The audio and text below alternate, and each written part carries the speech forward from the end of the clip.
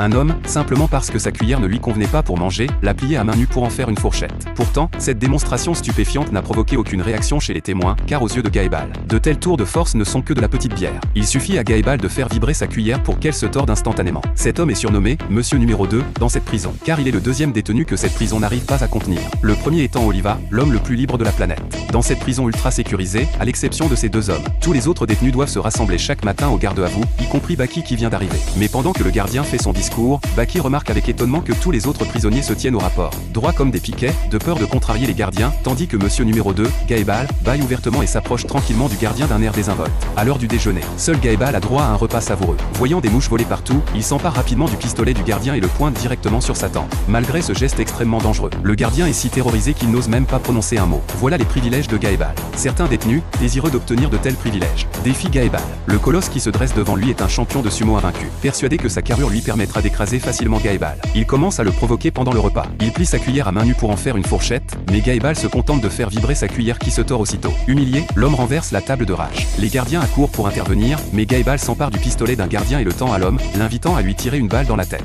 Au moment où l'homme presse la détente, Gaëbal l'envoie au tapis d'un coup de pied. L'homme s'effondre en poussant un hurlement de douleur. Furieux, et fort de sa spécialité qu'est le sumo, il propose un combat de sumo contre Gaëbal. Le match commence. L'homme tente de soulever Gaëbal, mais quels que soient ses efforts, Gaëbal reste immobile comme un roc. Voyant la faiblesse pathétique de son adversaire, Gaëbal lui assène une gifle. Les tympans de l'homme explosent instantanément. Gaëbal s'arrache alors un cheveu qu'il enfonce dans l'oreille de son adversaire. Le cheveu s'enroule aisément autour du conduit auditif et, d'une simple traction, l'homme s'écroule. Gaëbal remporte le combat.